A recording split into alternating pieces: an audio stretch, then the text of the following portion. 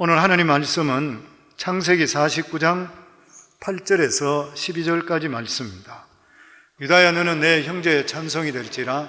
내 손이 내 원수의 목을 잡을 것이요 내 아버지의 아들들이 내 앞에 절하리로다. 유다는 사자 새끼로다. 내 아들아, 너는 움킨 것을 찢고 올라갔도다. 그가 엎드리고 웅크림이 수사자 같고 암사자 같으니 누가 그를 범할 수 있으랴. 규가 유다를 떠나지 아니하며 통치자의 지팡이가 그 발 사이에 떠나지 아니하기를 실로가 오시기까지 이르리니 그에게 모든 백성이 복종하리로다. 그의 나귀를 포도나무에 매며 그의 암나귀 새끼를 아름다운 포도나무에 맬 것이며 또 그 옷을 포도주에 빨며 그의 복장을 포도즙에 빨리로다. 그의 눈은 포도주로 인하여 붉겠고 그의 이는 우유로 말미암아 희리로다. 아멘. 오늘 말씀의 제목은 아브라함, 이삭, 야곱, 유다의 하나님. 하나님을 아브라함의 하나님, 이삭의 하나님, 야곱의 하나님. 근데 그 다음에 누구 하나님이 됐냐면 야곱의 12아들 중에서 유다의 하나님이 되었습니다. 성경을 우리가 읽을 때에 성경에 나오는 모든 말씀들을 타산지석으로 삼는다 그러죠. 남의 산에 있는 것을 내 쪽으로 옮겨서 정말 진주가 되게 하는 것, 보석이 되게 하는 것, 옥이 되게 하는 것. 그래서 타산지석. 성경에 나오는 모든 말씀은 내 것으로 만들어서 나한테 큰 유익이 될 수가 있어야 되죠. 그래서 성경에 나오는 모든 사건들은 반면교사로 삼는다. 성경을 그냥 보는 것이 아니라 그것을 통해서 하나님께서 나에게 어떤 말씀을 주시는 것인가, 그것을 통해서 이전 것은 지나갔으니 보라 새 것이 되었도다. 우리 살아가는 삶이 더욱더 새 것이 될 수 있고 하나님이 주시는 복을 받아야 되는 것이에요. 보면 성경에 보면은 하나님의 특별한 은혜 속에 선택하는 사람들이 있습니다. 아브라함 같은 사람은 특별히 하나님의 선택 속에서 자기의 의지와 상관없이 믿음의 조상으로 하나님 뽑아내시죠. 그리고 훈련시켜서 그를 통해서 복을 받게 하셨습니다. 모세도 마찬가지인 것이죠. 바울 같은 사람도 마찬가지인 것입니다. 자기 의지와 전혀 상관없이 하나님께 선택하십니다. 그런데 이렇게 택하셨다 한다 하더라도 그들의 삶 속에 하나님의 순종과 불순종에 따라서 그 복과 그 자손에까지 복이 내리는 사람이 있고 당대에 끝나버리는 그런 사람이 있습니다. 사울 같은 왕은 하나님께서 이스라엘의 첫 번째 왕으로 삼으셨던 것이에요. 하나님께서 굉장히 기대를 많이 가지시고 걸출한 인물을 뽑아냈습니다. 그런데도 불구하고 그는 하나님께 순종하고 하나님 뜻 가운데가 아니라 자기의 아성을 쌓기를 원했었고 하나님 뜻 가운데 행하지 못하고 교만했습니다. 결과적으로 자기 일대에서 왕위가 끝나버렸고 자손들도 멸망해버렸습니다. 성경에 보면 정말 믿음의 사람들이 가장 강구한 것이 뭐냐면은 영적 축복입니다. 왜냐하면 영적 축복이라는 것은 내 당대로 끝나는 것이 아니라 내 자손 대대로 내 후대까지 이어질 수 있는 놀라운 축복인 것이요. 그래서 이스라엘이 그 당시에 장자의 축복이라는 것은 대단했습니다. 왜냐하면 장자의 축복은 영적 축복이 함께 오기 때문인 것이에요. 그런데 이러한 귀한 축복을 하나님께서 예비하시고 준비하신데도 불구하고 이러한 영적 귀한 복을 귀하게 여기지 않았던 그러한 사람들, 우리가 너무나 잘 알고 있듯이 에서 같은 사람, 이삭의 첫 번째 아들 에서, 그가 실제적으로 장자로 태어났지만 장자의 이 귀한 복을 귀하게 여기지 않았던 것이요. 그러니까 사냥 갔다가 돌아오면서 배가 고플 때에 동생에게 팥죽 한 그릇에 팔아버렸어요. 그런데 이 야곱 같은 사람은 실제적으로 형으로부터 이 장자의 복을 자기가 빼앗기 위해서 목숨을 걸어버렸잖아요.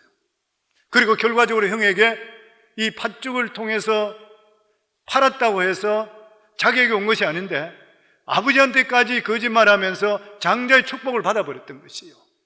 형이 죽이려고 하니까 도망가 버렸죠. 20년 동안 방랑생활하면서 엄청스러운 어려움을 당합니다. 장자의 축복을 자기가 팥죽으로 샀다 한다 하더라도 준비되지 않았을 때는 이러한 어려움을 당하게 되어 있는 것이고, 그리고 나서 비로소 야복 강가에서 야곱은 자기 힘이 아무것도 아닌 것을 깨닫게 되고 하나님께 매달려 살려달라고 했을 때에 환도뼈가 부러지면서 자기가 믿고 있던 도망갈 수 있는 힘까지도 잃어버리게 됐을 때에 하나님 저를 살려주시면 살고 그렇지 않으면 죽겠습니다 했을 때 비로소 자기 이기적인 신앙 그리고 얄팍한 성격 이런 것들이 다 깨트려지는 것이에요. 그때 비로소 그가 야곱에서 이스라엘로 거듭나게 됩니다. 그러면서 그에게 하나님께서 장자의 복을 주시면서 12지파가 생기듯이 12아들이 태어나게 되는 것이에요. 그런데 이렇게 태어났는데 그 다음번에 야곱의 복이 12아들 중에서 네 번째 아들 유다에게 전이 됩니다. 그리고 그 유다를 통해서 나중에는 예수 그리스도가 탄생하게 됩니다. 대간절 유다가 누구기에? 특별히 뭐 했는 일도 없는데 어떻게 해서 유다가 이런 복을 받은 것인가? 성경에 우리가 들여다보게 되면은 항상 퀘스천하고 하는 게 뭐냐면은 대간절 이 사람이 누구기에? 이 사람이 대간절 무엇을 했기에? 하나님께서 이렇게 그에게 복을 주시고 그를 통해서 우리의 구세주 예수 그리스도가 탄생하게 되었는 것인가? 오늘 저는 이 유다에 대해서 함께 은혜를 나누고 알아보기를 원합니다. 오늘 읽었던 창세기 49장에 나오는 이 말씀은 야곱이 죽기 전에 자기 12아들들에게 한 사람 한 사람씩 유언의 축복의 그러한 말씀을 주는 거죠. 그 중에 축복의 자도 있고 그 중에 저주의 자도 있습니다. 야곱의 첫 번째 아들은 루벤입니다. 장자의 복을 태어나고 가지고 난 자가 루벤이었습니다. 그런데 이 루벤은 자기 아버지의 첩이었었죠. 계모 빌하와 두 사람이 통간했습니다. 그래서 침상을 더럽혔다 했습니다. 이것을 통해 장자권을 잃어버렸습니다. 창세기 49장 3절에 보면 4절과 보면 루벤아 너는 내 장자요 내 능력이요 내 기력의 시작이라. 얼마나 귀한 복이에요. 루벤이 장자였었습니다. 위풍이 월등하고 권능이 탁월했어요. 걸출한 사람이었어요. 그런데 어떻게 됐다고요? 루벤아 물의 끓음 같았은즉 너는 탁월하지 못하리니 물이 끓음같이 같았은즉 한순간만 그랬지 너는 탁월하지 못하리니 네가 아버지의 침상에 올라 더럽혔습니다. 그가 내 침상에 올랐도다. 그래서 이 루벤은 장자의 축복을 가지고 태어난데도 불구하고 자기 행동을 따라서 장자의 복을 받지 못하고 오히려 아버지로부터 이러한 저주를 받게 되죠. 그리고 나서 둘째, 셋째가 누구냐면 시므온과 레위입니다. 이 시므온과 레위는 그 12아들 중에서 그 집에 딸은 유일하게 디나라는 딸이 있었습니다. 야곱에게는. 그런데 이 디나가 세겜 동네에 갔다 그곳에서 세겜 추장을 통해서 이 성폭행을 당하게 되죠. 강간을 당하게 됩니다. 그랬을 때에 이 오빠 둘이가 참지를 못하게 같은 배에 태어났는 그런 형제들이죠. 레아를 통해 태어났는 참지를 못해서 그들에게 거짓말로 만약에 너희들이 할례를 우리와 같이 받게 된다면 내 동생도 주고 우리와 함께 하겠다고 거짓말하고 나서 남자들 전체가 할례 받게 하고 나서 가장 아프고 힘들어서 움직이지 못할 때 그들은 칼을 들고 가서 남자들을 다 죽이게 되잖아요. 한 족속들을 그냥 다 죽이게 되고 그리고 여자와 아이들은 종으로 끌고 왔던 것이에요. 너무나도 잔인했습니다. 그래서 그 아버지 야곱을 통해 저주를 받습니다. 창세기 49장 6절로부터 보면 내 호나 그들의 모의에 상관하지 말지어다. 내 영광이 그들의 집회에 참여하지 말지어다. 그들이 그들의 분노대로 사람을 죽이고 그들의 혈기대로 소의 발목 힘줄을 끊었습니다. 그 노염이 혹독하니 저주를 받을 것이요 분기가 맹렬하니 저주를 받을 것이라. 내가 그들을 야곱 중에서 나뉘며 이스라엘 중에서 흩으리라.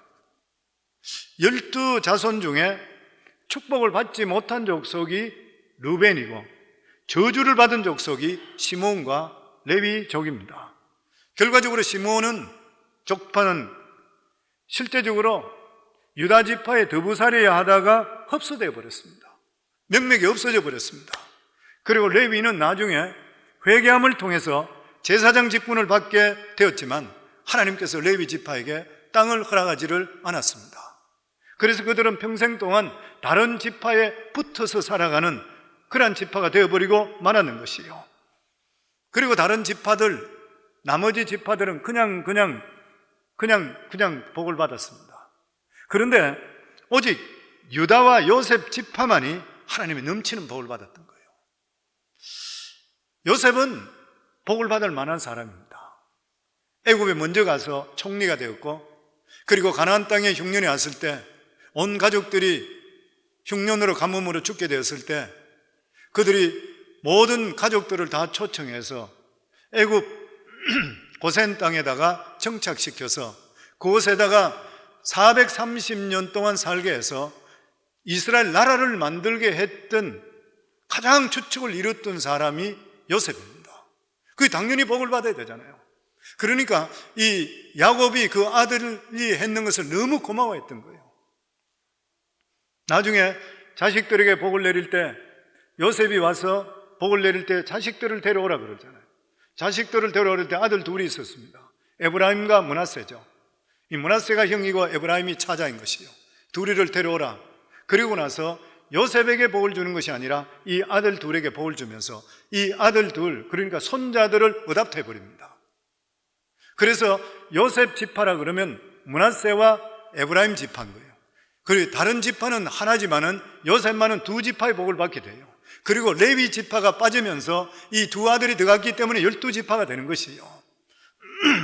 이러한 놀라운 복을 받게 됩니다. 이 당연한 일이라 그래 생각해요. 왜냐하면 요셉 없이 이스라엘은 있을 수가 없는 것이요. 그런데 유다가 대간절 무엇을 했기에 실제적으로 보면 요셉보다 훨씬 더 귀한 복을 받았던 것이요. 오늘 8절 우리 한번 같이 읽습니다. 유다야, 너는 내 형제의 찬송이 될지라 내 손이 내 원수의 목을 잡을 것이요 내 아버지의 아들들이 내 앞에 절하리라. 유다에게 받았던 놀라운 복이 뭐냐면 형제들 중에서 어떤 데는 그런 복입니다. 유다야, 너는 내 형제의 찬송이 될지라.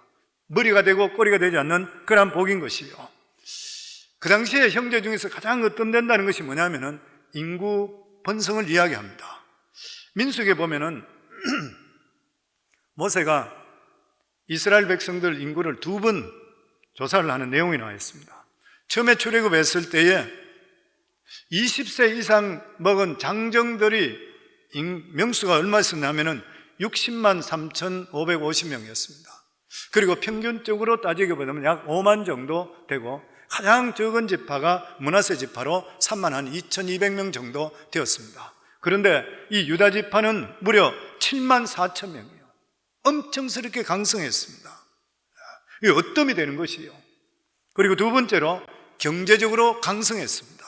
하나님의 경제적인 놀라운 복을 주었습니다. 유다 지파는 이 물질적으로 얼마나 복을 받았냐면 11절에 보면 그의 나귀를 포도나무에 매며 그의 암나귀 새끼를 아름다운 포도나무에 맬 것이며 또 그 옷을 포도주에 빨며 그의 복장을 포도즙에 빨리로다. 얼마나 복이 넘쳤으면 옷을 포도주에 빨아요. 복장을 포도즙에 빨리라. 물질적인 엄청난 복을 받았던 것이요. 성도님들, 영혼이 잘 되면 범사에 잘 되는 줄 믿습니다. 그래서 우리 교회도 보면 마지막 우리 비전 5번째 보면은 영적, 육적 필요가 충족되는 교회. 앞에 여기 나왔는데 영적으로 복을 받으면 육적으로도 복을 받을 줄 믿습니다. 저는 우리 성도님 위해서 매일 새벽에 기도할 때마다 우리 성광교회 성도님들이 믿음의 용사, 기도 용사, 물질의 용사가 되게 하소서 그렇게 기도합니다. 그리고 믿음적으로 바로 들으시게 되면 영권이 오게 되고 영권이 오면 반드시 인권이 따라오게 되어 있습니다. 사람이 따르는 것이죠. 인권이 따라오면 그 다음에 따라오는 것이 물권이 따라오게 되어 있습니다. 저는 오늘 예배드리는 모든 성도님들에게 영권과 인권과 물권이 넘칠 수 있기를 주 이름으로 축원합니다. 이게 유다가 받았던 복이에요. 놀라운 복인 것입니다. 그리고 나서 세 번째 복이 뭐냐면은 왕들이 많이 나왔습니다. 다른 말로 이야기하면 시대를 이끄는 위대한 인물들이 수도 없이 나왔던 것이요.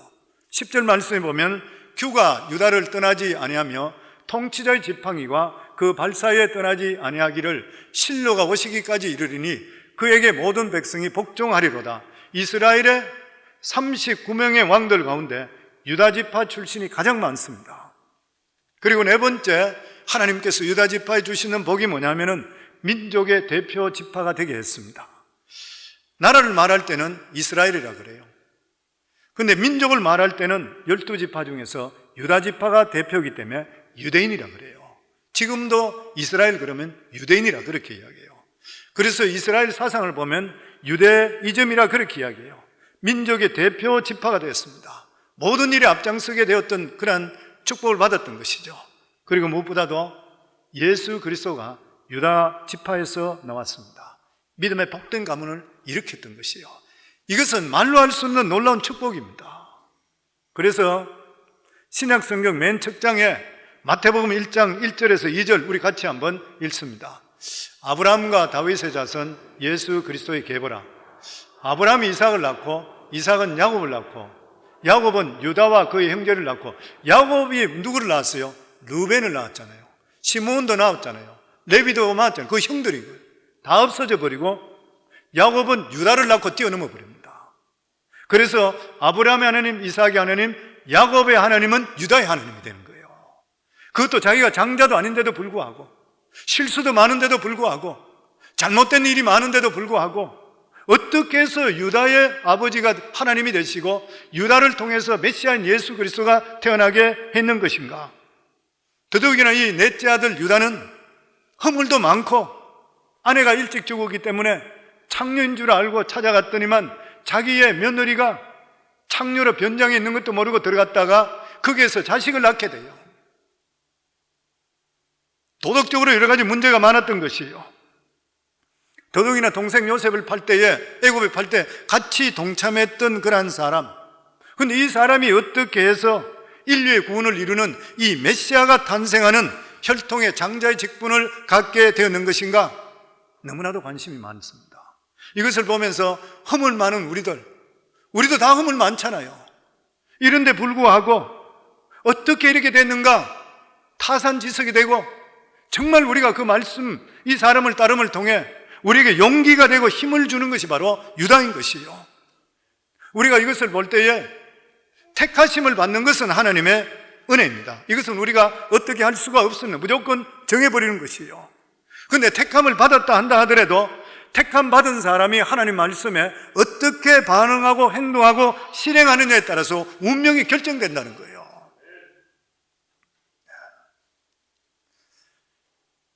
칼빈의 이중 예전론이 있습니다. 우리가 아무리 발버둥쳐도 벗어나지 못한다. 마치 바울의 부르심과 마찬가지인 것이죠. 그래서 우리 인생은 아주 큰 범위로 이야기하면은 예정 가운데 우리가 태어납니다. 근데 그 예정 가운데서도 우리들은 얼마든지 선택할 수 있고 행위에 따라서 우리 운명은 바뀔 수가 있는 것이에요. 마치 우리는 한국, 대한민국 사람으로 태어나는 것은 큰 테두리 안에서 운명입니다. 못 바꿉니다. 우리 부모님이 누구누구라는 것 우리가 절대로 못 바꿉니다. 바꿀 수가 없는 것이에요. 이것은 바로 운명인 것이죠. 여기에 대해서는 우리가 몸부림친다고 될 일이 절대 아닌 것이에요. 그럼에도 불구하고 어떤 부모에 태어났든 어떤 나라에 태어났든 우리가 어떠한 행동을 하느냐에 따라서 운명은 바뀌게 되어 있는 것이에요.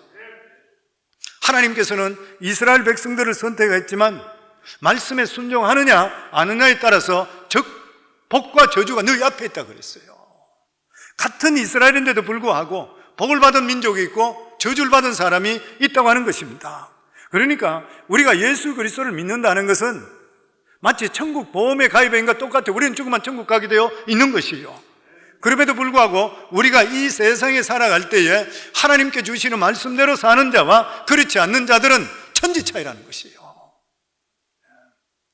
그러면은 유다가 어떻게 해서 이러한 장자의 축복을 받은 것인가? 넷째 아들인데도 불구하고 어떻게 이런 복을 받은 것인가? 이거는 우리들에게 정말 귀한 교훈이라 생각합니다.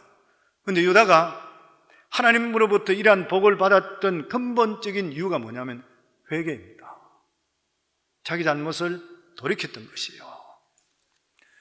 믿는 사람들이 가장 잘해야 될 것이 뭐냐면 하나님 앞에 회개를 잘해야 됩니다.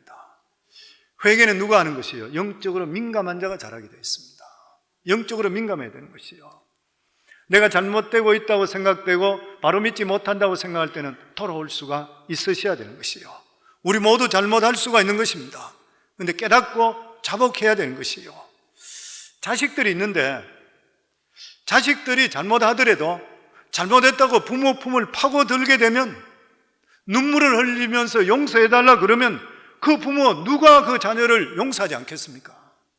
어떤 잘못을 저질렀다 하더라도 부모는 사랑의 부모잖아요. 하나님이 누구세요? 사랑의 하나님이세요. 자기 아들 예수 그리스도까지도 이 세상에 보내며 죽임 당하기까지 하면서 우리를 사랑하셨어요. 친자를 죽이시고 우리를 양자 삼으셨다 그랬어요. 그러니까 저희들의 살아가는 삶에 하나님께 나오면 은혜와 복을 받게 되지만 그 전에 우리가 항상 먼저 해야 될 것이 뭐냐면 내 살아가는 삶이 하나님 앞에 진정으로 회개하는 삶을 살고 있는 것인가. 유다는 처음에 잘못이 많았습니다. 동생 요셉을 죽이는 일에 가담했습니다. 그런데 곧바로 그는 후회했습니다. 그리고 나서 그는 이 동생을 살리기 위해서 고육지책으로 이 이스마엘 상인들에게 동생을 팔자 그랬습니다. 동생을 죽이면 어떡하겠냐? 팔자. 그래서 창세기 30장 26절에 27절만 같이 읽습니다. 유다가 자기 형제에게 이르되 우리가 우리 동생을 죽이고 그의 피를 덮어둔들 무엇이 유익할까? 자, 그를 이스마엘 사람들에게 팔고 그에게 우리 손을 대지 말자. 그는 우리의 동생이요 우리의 혈육이니라 하며 그의 형제들이 청종하였더라. 그때 그 당시에 그 자리에서는 제일 큰 형 루벤도 있었고 시몬도 있고 레위도 있었어요. 근데 네 번째 형제인 유다가 죽어나고 났었습니다. 형제들은 다 죽이자고 구덩이에 집어 던지었는데 요셉을 우리가 이 형제를 죽이면 어떡하냐? 형제들이 모두 분기가 탱천했기 때문에 살릴 수 있는 방법을 생각해 보니까 팔아버리자. 그랬더니만 모든 형제들이 듣고 나서 청종했더라. 나중 행동은 자기가 잘못했다 하더라도 행동에 대한 회개가 따라갔다는 것이요. 그리고 나서 그는 다시 죄질을 않았던 것입니다. 그래서 나중에 자기 형제 요셉이 그곳에서 총리가 요셉의 애굽에서 되었을 때에 가나안 땅에 기근이 들었을 때 자기 형제들과 함께 오고 그리고 막내 동생 베냐민만 아버지와 두고 다 따라 나왔을 때 요셉이 총리가 되어서 있을 때 형제들이 요셉을 못 알아봤잖아요. 요셉만 알아보게 되죠. 그러면서 요셉은 같은 라헬 뱃속에 태어난 베냐민이 너무 걱정이 되고 생각이 나는 것이에요. 그러니까 곡식을 팔아라 그러니까 너희가 이날에 정탐꾼으로 와서 거짓말하고 있다. 그러니까 아니라.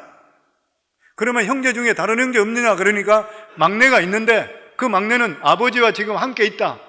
그러면 네 형제 막내 베냐민을 데려오게 되면 네 말이 진짜고 그렇지 않으면 너희들은 전부 거짓말하고 스파이로 잡겠다. 그러니까 깜짝 놀라게 되잖아.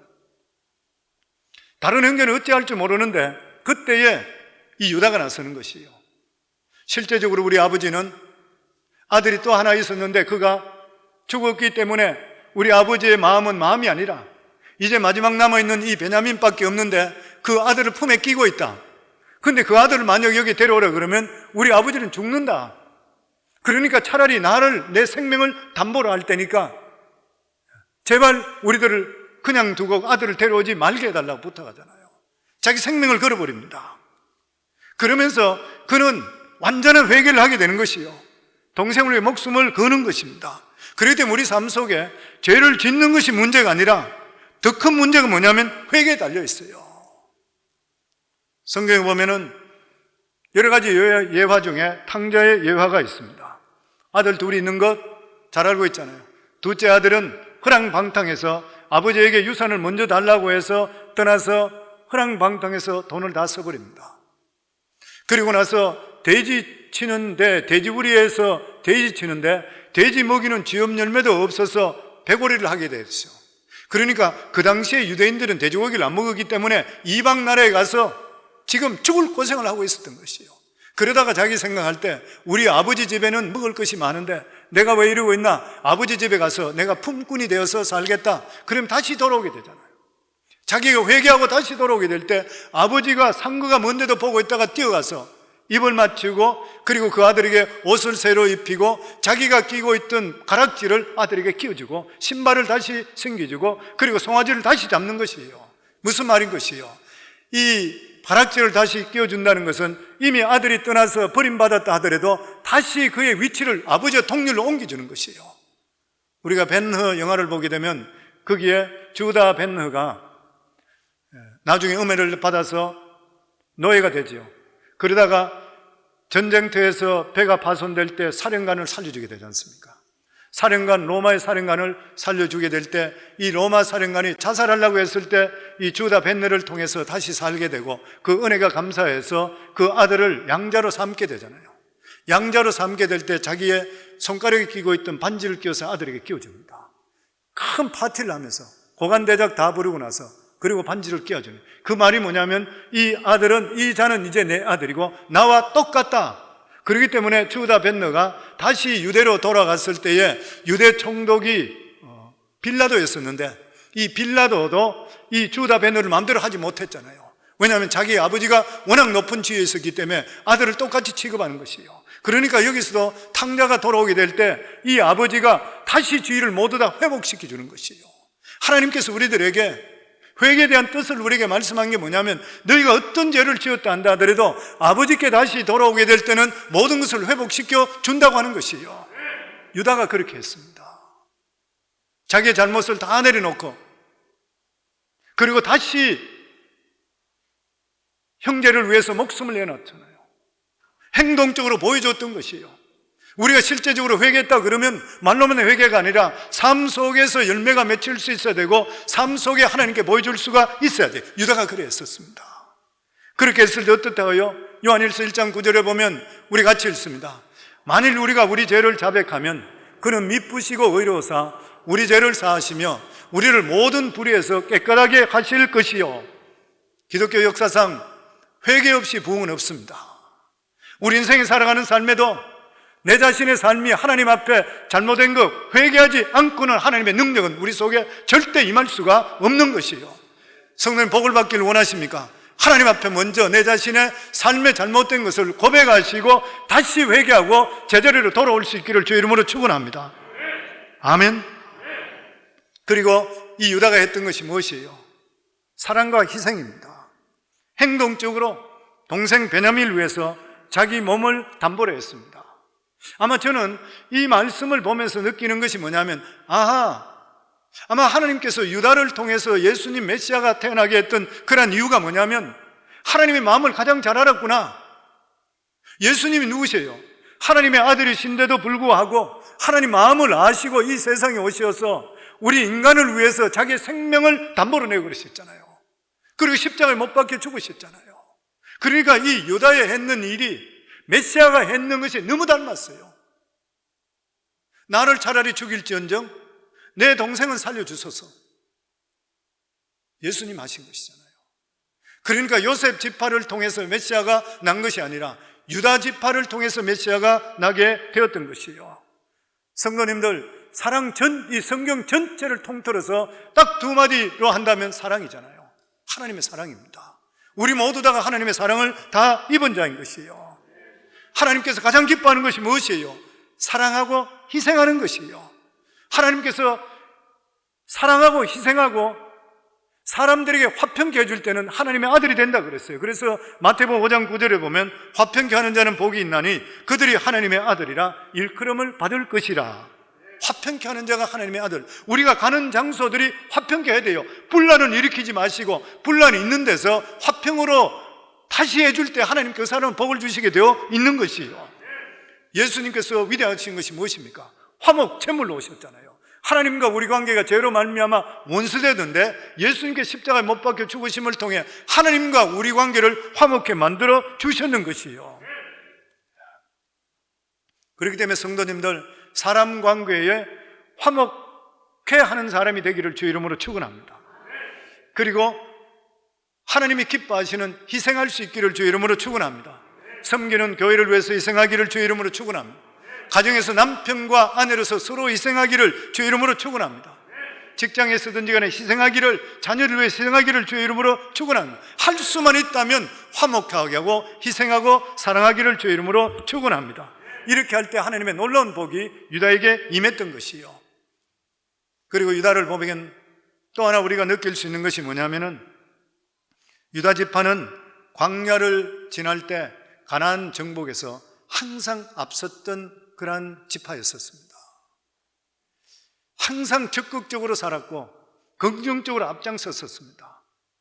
미지의 세계에 대한 두려움이 있는데도 불구하고 앞장섰던 그러한 지파입니다.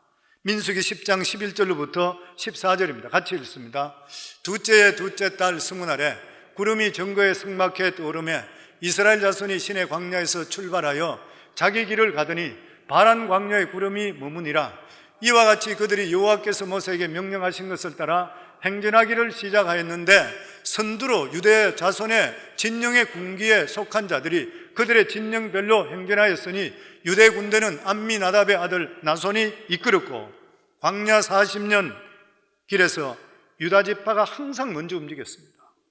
앞장섰던 것이요, 비전에 대한 선발된 것이요, 개척정신, 도전정신을 가진 적극적인 그런 지파였습니다. 성도는 우리가 예수 믿고 그냥 하나님 복 주시어 감사합니다 주지 않는 것이 아니라, 우리들은 긍정적이고 적극적이고 행동적으로 믿음적으로 살아가셔야지 하나님 복이 임하게 되어 있는 것이고, 그 사람을 하나님께서 뽑아내서 복을 주시게 되어 있다고 하는 것이에요. 유다 지파는 미지의 세계에 대해서 한 번도 가보지 않았던 가나안을 위해서 앞장섰습니다. 꿈을 위해서 적극적인 자세를 가지는 자, 하나님 복을 주시는 것이에요. 우리 예수 믿는 사람은 무슨 일이든지 할 수 있거든요. 무슨 말이냐? 믿는 자에게 능치 못함이 없느니라. 구하라, 찾으라, 두드리라.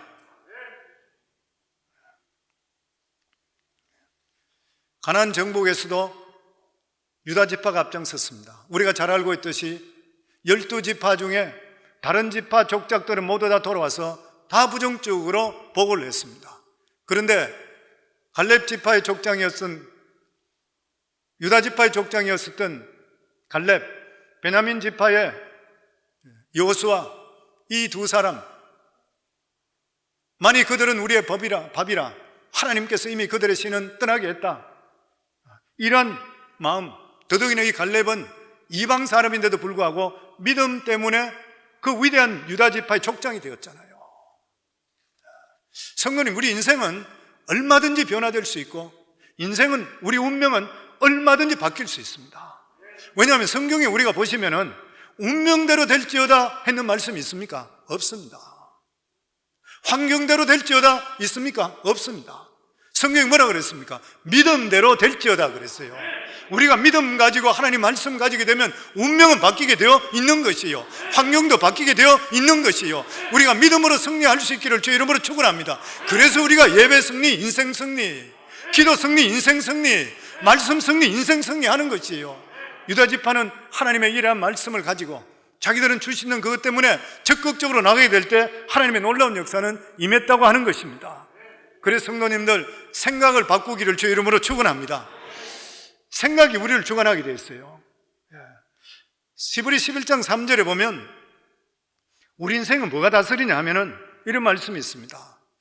믿음으로 모든 세계가 하나님의 말씀으로 지어진 줄 우리가 아나니 보이는 것은 나타난 것으로 말미암아 된 것이 아니라 그래서 굉장히 중요한 말씀입니다. 우리가 눈에 보이는 것은, 우리 앞에 눈에 보이는 것은 이게 나타난 것으로 말미암아 된 것이 아니라 배후가 있다는 것이에요. 성님, 생각을 본 적 있습니까? 생각은 눈에 안 보여요. 그런데 생각이 우리가 운명을 결정하는 거예요. 우리 삶 속에 환경이 중요한 것이 아니라 내가 그때 어떤 생각을 가지고 있냐가 중요한 것이에요. 잠언 4장 23절에 보면 모든 지킬 만한 것 중에 더욱 내 마음을 지키라. 생명의 근원이 이에서 남이니라. 어떤 환경 속에서도 내가 어떤 생각을 하느냐에 따라서 우리 운명이 결정되게 되어 있다고 하는 것이에요. 아무리 어렵더라도 꿈꾸는 사람은 꿈꾸게 되어 있습니다. 아무리 어렵더라도 될 수 있다고 생각하는 사람은 되는 일이 우리 삶 속에 나타나게 되어 있는 것이에요. 믿음도 두 가지입니다. 될 수 있다는 믿음이 있고 안 된다는 믿음이 있어요. 어떤 사람은 환경을 보고 나는 될 수 있다 그러면 되는 일이 생겨요. 그런데 어떤 사람 보고 나서 나는 안 된다는 믿음 가지면 안 되게 돼 있어요. 실패는 실패하게 돼 있어요. 생각 나름이라는 것이요. 모든 사람들이. 저는 우리 성관계 성도님 모두 다 믿음대로 된다고 했으니까 될 수 있는 믿음을 가질 수 있기를 주의 이름으로 축원합니다. 생각에 따라 인생은 바뀌게 돼 있어요. 예전에 미국에서 초등학교 아이들에게 어떤 조사를 한 적이 있었습니다. 선생이 돌아서 아이들이 있는 데서 그런 이야기를 했습니다. 연구조사에 의하면 파란 눈을 가진 아이들이 갈색 눈을 가진 아이들보다 머리가 월등하게 뛰어난다는 결과가 나왔다. 그러니까 파란 눈을 가진 아이들 손들으라 그래요. 파란 눈을 아이들이 막 자신 있게 손을 푹 들었는 거예요. 그러고 나서 몇 달 동안 공부를 했는데 나중에 학기 말이 돼서 시험을 쳐봤더니만 파란 눈을 가진 아이들은 월등하게 뛰어났어요. 그러고 나서 다시 선생이 돌아와서 하는 말이, 얘들아 지난번에 내가 이야기했는 것 거꾸로 이야기하고 잘못 이야기했다. 실제로 조사가 보니까 파란 눈이 못하고 갈색 눈이 훨씬 월등하단다. 오늘 여기 갈색 눈 있는 눈 들어봐라. 또 애들이 손을 번쩍 드는 거예요. 그러고 나서 실제적으로 조사하고 몇 개월이 지나고 나서 테스트를 했더니만 파란 눈 가진 애들은 성적이 저조해졌고 갈색 눈이 올라갔다 그래요. 무슨 말인 것이요? 우리 마음에 따라서 인생은 바뀌게 되어 있습니다. 나는 별 볼이 없다 하더라도 하나님께서 나와 함께 하시고 할 수 있다는 생각을 갖게 될 때는 우리 인생은 반드시 바뀌게 되어 있다고 하는 것이요. 나는 할 수 없지만 하나님은 하신다. 우리 한번 복창할까요? 나는 할 수 없지만 하나님은 하신다. 아멘. 하나님께서 예수 그리스도를 통해 우리에 이러한 귀한 복을 주셨기 때문에 우리는 할 수 없지만 우리가 하나님을 믿으면 반드시 하나님의 역사는 우리 속에 임할 것을 믿고 실망하지 않기를 주 이름으로 축원합니다.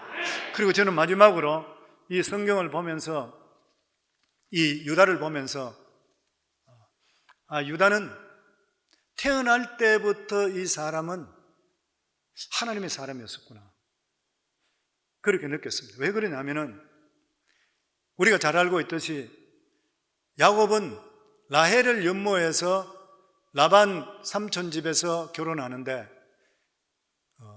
첫 딸이 레아고 두 번째 딸이 라헬이잖아요.